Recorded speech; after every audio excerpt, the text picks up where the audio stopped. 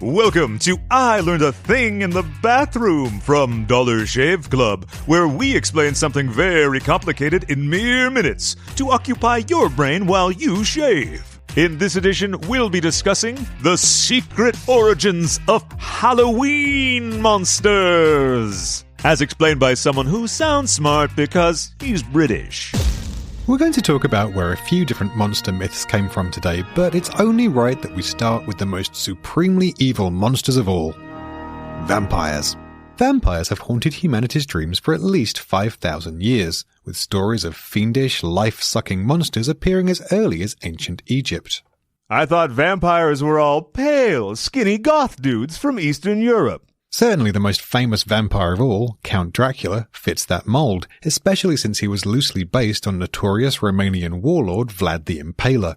But this version is mostly a Western interpretation. Tales of vampires have surfaced in multiple cultures throughout history, and many are distinctly inhuman. The Ads, for example, which is a vampire believed to haunt Togo in Africa, switches forms between a firefly and a sharp-taloned hunchback. The Penanggal of Malaysia, meanwhile, manifests as a floating head, with its intestines and other organs dangling underneath. Gross! What about werewolves? What's their deal? Werewolves also have a long and murky history, showing up in virtually every culture at one time or another. Fear of these beasts was prevalent enough in the Middle Ages that many people, possibly thousands, were tried and executed for being werewolves. Interestingly, several of these people are now believed to have been serial killers. So, is that when they first show up? Nope. Werewolf myths date back at least as far as ancient Rome.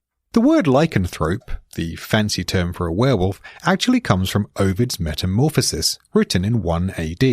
In one of the tales in this epic poem, a king offends the gods by serving them human meat at dinner, and is punished by being transformed into a werewolf. The monarch's name was King Lycon. Enough about man-dogs. Tell me about zombies.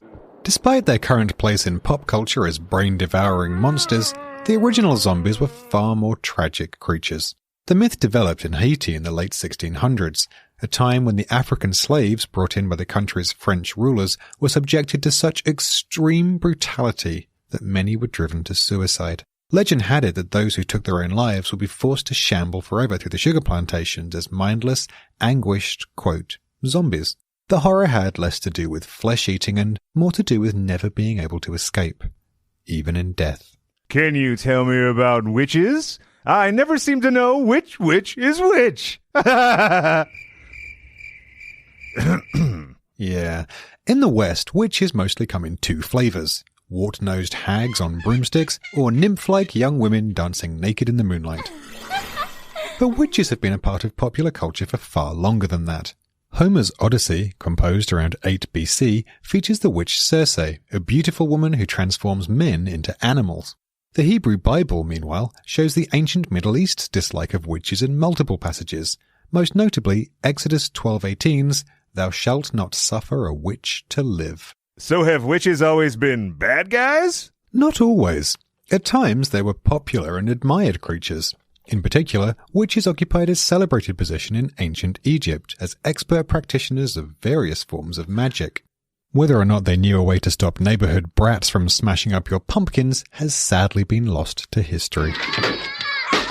Tune in next time for more I Learned a Thing in the Bathroom. And in the meantime, head to dollarshaveclub.com for more podcasts and a big old pile of grooming products.